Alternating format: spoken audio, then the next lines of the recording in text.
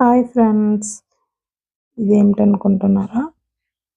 ఈరోజు శాండ్విచ్ ఎలా చేయాలన్నది చెప్తాను. ఆ విధంగా ఇంట్లో ట్రై చేయండి, చాలా బాగా వస్తుంది.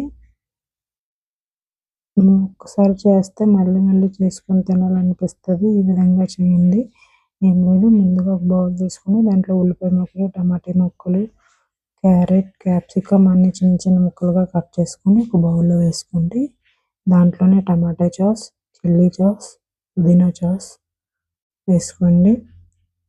సాల్ట్ వేసుకోండి,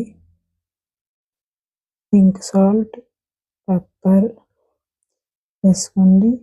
చీజ్ కూడా వేసుకోండి, మీకు ఇష్టమైతే వేసుకోవచ్చు, లేకపోతే లేదు. అన్నీ వేసుకొని కలుపుకోండి, బాగా మిక్స్ చేయాలి. సాల్ట్ సరిపోవాలి టేస్ట్కి. తర్వాత మీరు ఎన్ని బ్రెడ్ పీసులు అయితే చేయాలనుకుంటున్నారో అన్నీ చేసుకోవచ్చు.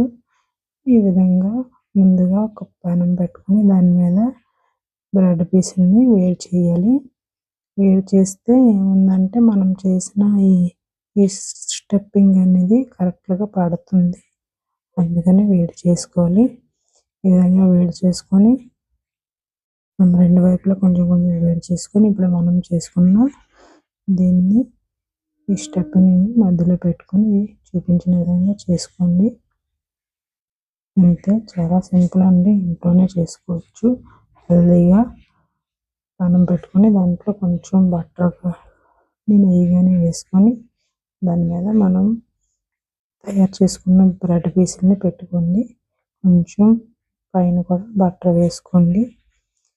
ఒక 2 సెకండ్స్ మూత పెట్టేసుకోండి. బాగా మగ్గిపోతుంది లోపల వెజిటేబుల్ అంతా. తర్వాత ఇలా కొంచెం టర్న్ చేసుకోండి. ఫ్రై అయిన తర్వాత ఈ విధంగా ఇటువైపు కూడా ఫ్రై అయిన తర్వాత ప్లేట్లో తీసుకోండి.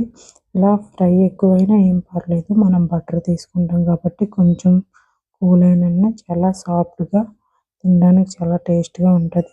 వీడియో నచ్చితే లైక్ చేయండి. Bye bye.